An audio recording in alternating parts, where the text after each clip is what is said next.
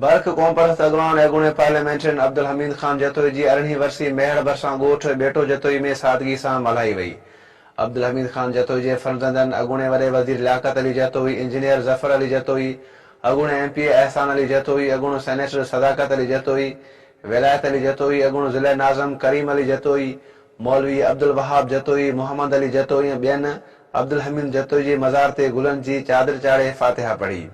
उन मौक़े ते ॻाल्हाईंदे लियाकत अली जतोई चयो त अब्दुल हमीद खान जतोई वतन दोस्त अवामी सियासतदान हुयो, जंहिं सदाई उसूलनि जी पासदारी कई। संदसि सियासत जो महवर वतन ऐं अवाम हुयो। हुन चयो त हिन वक़्तु सियासत जा मयार तब्दील थी चुका आहिनि। अवामी नुमाइंदनि जी सोच करप्ट बणिजी चुकी आहे। अवामी नुमाइंदा हुअण जा दावेदारनि जा अवाम सां रवैया इंतिहाई अफ़सोस कंदड़ आहिनि। हुन चयो त असां बाबा अब्दुल हमीद खान जतोई जे ॾिनल नसीहत ऐं नक्शे क़दम ते हलंदे अवाम जी ख़िदमत करे रहिया आहियूं। उन मौक़े ते डॉक्टर खलील सिकंदर खुहारो, डॉक्टर गुलाम अब्बास मैसर, नियाज़ बुरड़ो, सरदार वकार कमांगर, रईस इमदाद लेगारी ऐं ॿिया मौजूद हुआ। बर्ख क़ौम परस्त